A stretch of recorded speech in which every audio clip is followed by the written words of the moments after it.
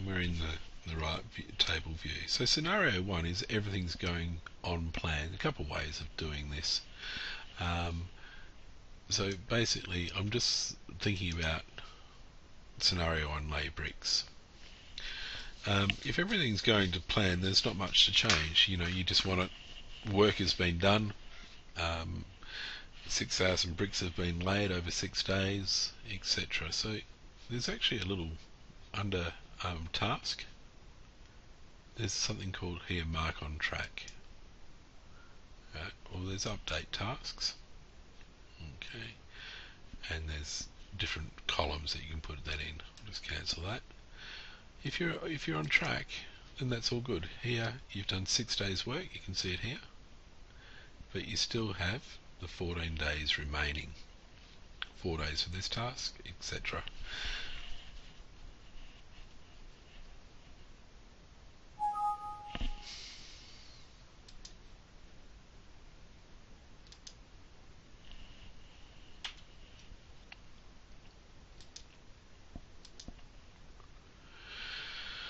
Oh, don't tell me you have to start again.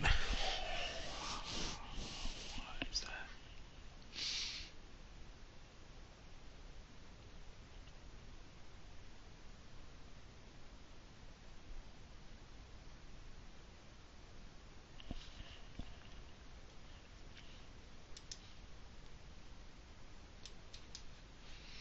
Alright, and here we have all our tasks in the tracking chart, Gantt chart view.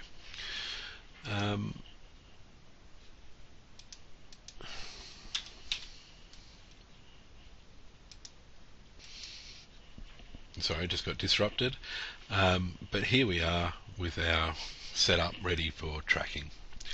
Right, let's take scenario 1. Let's say scenario 1 is you started on Monday the 25th and everything went to plan. Alright, there's a couple of ways of doing this, but let's just show you a quick way and then we'll show you more manual ways for other scenarios. So straight away, Bob got out there on Monday. He laid, what is he after, 10,000 bricks, crossed in 1,000 bricks a day. After 6 days, 6,000 bricks have been laid. Bob's working well. Everything's on track. So under task, we've got mark on track. So that's basically what we plan to do. Here we planned for 6 days of work to be completed, which means there's 4 days remaining, and we've used $6,000 worth of bricks and $2,400 worth of labour. We're not going to worry so much about cost. In fact, I'll even go ahead and just hide that. But just to see that it does pick that up, you can manually overwrite that and say, you broke 1,000 bricks, then it must cost you 9,400. But we're really only interested in the schedule for this lesson. So the next scenario, I'll have to look this up as I go. The next scenario, things don't start at the right time. So there's a couple of days rain. Bob can't start work until Wednesday. But then from then on in, he lays 1,000 bricks a day. Everything goes to plan. So this is scenario 2 in your handout. So what doesn't happen is we don't put in 40% here finished, which we can just quickly do just to show you. The temptation of people who operate these things, they say, oh well, we'll go on 4,000 bricks, that's 40%. What's wrong with this is, yeah, sure, it's got nothing to do with the rain delay. Firstly, that we had 2 days delayed before Bob started. It has planned work, so this is today, so you plan to lay 6,000 bricks, or 6,000 bricks in the past. That's not really what's happening. What's happening is you've only laid 4,000 bricks, so something's got to push into the future rather than to the past. So let's get rid of that. I think that takes us back to default. Right. What we really meant is the job didn't start till Wednesday, I think Wednesday the 20th. Right, that's when it started. And you can see here, we've missed out 2 days, and it's actually affecting our project length. Right, so what have we done? Even though we didn't start for 2 days later, we've completed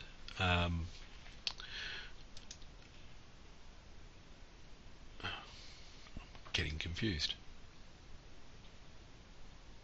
Yeah, this is better. We've completed 4 days worth of work. So the 2 days we missed, and then 4 days on. So we did 4 days worth. Okay. And we've completed 40% of the project, leaving us with 6 days. So what we're saying here in this scenario, Bob's working at 1,000 bricks a day. Everything is as planned, except for there was 2 days delayed in the beginning. So 4,000 bricks have been laid here, and the project is pushed back by 2 days because of this delay here. If we don't want that project pushed back by 2 days, then we need to solve this problem by adding more resources or doing something different. It's not magically going to happen.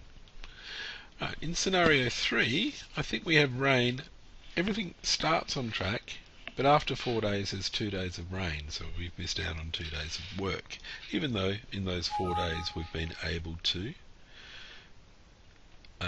complete the work. So here we started on track, which is 18th, but we've only done 4 days. Right. So now we've got a strange thing. So we've been working here. You can see here it's planning to do the work in that last little bit here. A little bit tricky, but you're talking about this particular task. Alright. You can do it for the whole project all in one hit, but let's just do it task by task. For this particular task, all work must occur after the status date, which just makes sense. It's Monday afternoon, you're recording it, there's only 4,000 bricks being laid, the remaining 6,000 need to be taken care of later. So if we go back now to project, unfortunately rather than being here, it's under project, okay, and we update the project as of the 25th. And for selected tasks, so the one we've selected, we're going to reschedule uncompleted work to start after this day, okay, which is what you want. It's just a matter of telling the computer what you're thinking. Alright. So here we've done 4 days of work, but there's 6 days left, but that's occurring after Monday because it was raining on Friday and Monday of the week. Right, so that's working out pretty well. We've got, firstly, everything's on track, doesn't impact the delay. Here we had 2 days rain to begin with, or here Bob dropped a hammer on his foot and had to go to hospital. And both of these have the same impact on the project. There's 2 discrete days delay in the task on the critical path, which has affected the estimated completion by 2 days. Again, what I'm saying is that if that's not what your sponsor wants, then you need to solve that problem by looking at crashing or fast tracking or cutting down on scope. You know, there's trade-offs to be made all the time. Scenario 4 is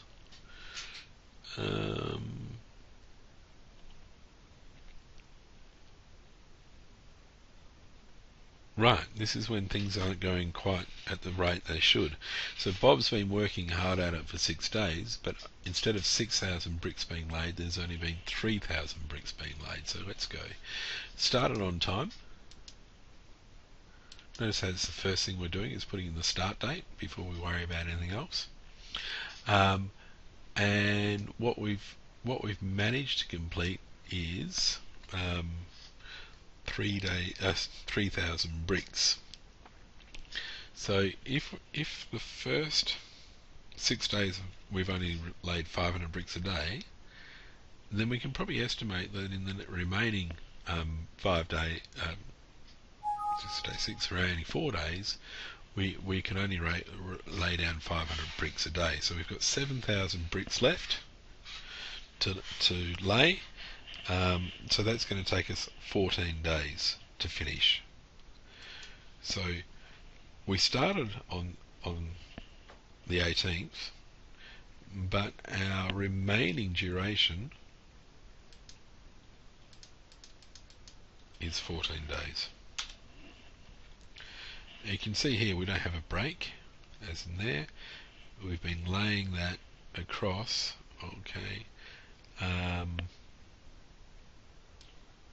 Oh, I meant to put this in 6 days. Oh, bad. Should do that first. You should do the 6 days, then the 10 days. Let me just delete all and maybe pause it. I'll come back to it. Okay, in scenario 5, Bob's been working for 6 days straight, but he's only laid 3,000 bricks. So the first thing, we know he started on time.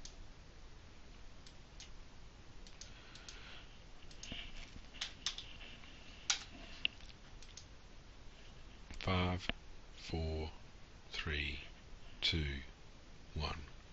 In scenario 5, Bob's been working for 6 days straight, but has only laid 3,000 bricks.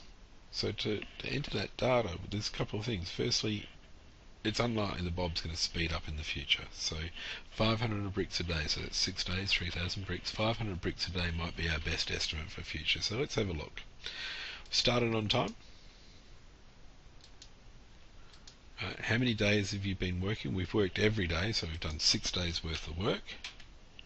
Right? And that's as if everything's going to plan. But now we have to say, okay, well, actually, we haven't done all the work that we had intended to do. We've only laid 3,000 bricks. So the remaining 7,000 bricks are going to take us another 14 days. 500 bricks a day, 14 days.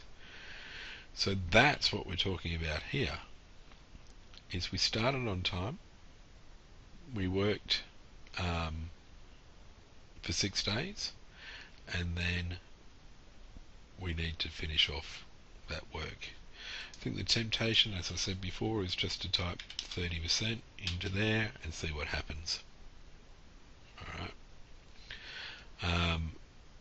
What is different between this and setting this to finish at the afterwards is it's not actively saying that you've been working these days. So you can see, I shouldn't show you the cost, but so far we've paid Bob for 6 days. If we did this, we'd only be paying Bob for 3 days if we move this later on. So I'll show you that now. As we did before, we selected this task.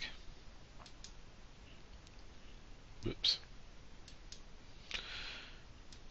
For the remaining task, and you can see here we've only been working 3 days for Bob, and so we get a different answer to what really is on the ground. We've got to pay Bob 8,000 bucks. Here it says you've only been working 3 days with 7 days left over, when really what we want is 6 days and 14 days left over. So you can see here they're not related at all. Alright, let me just delete those, because that's bad practice.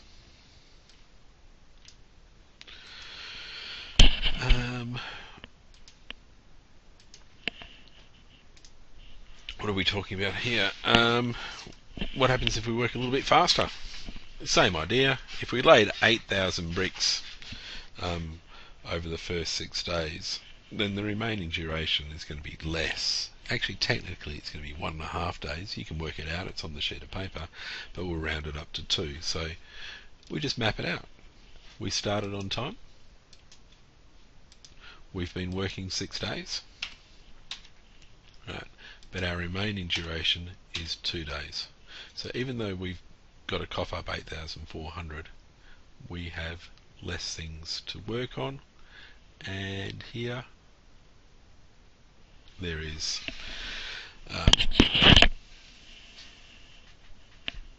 a saving in the end date.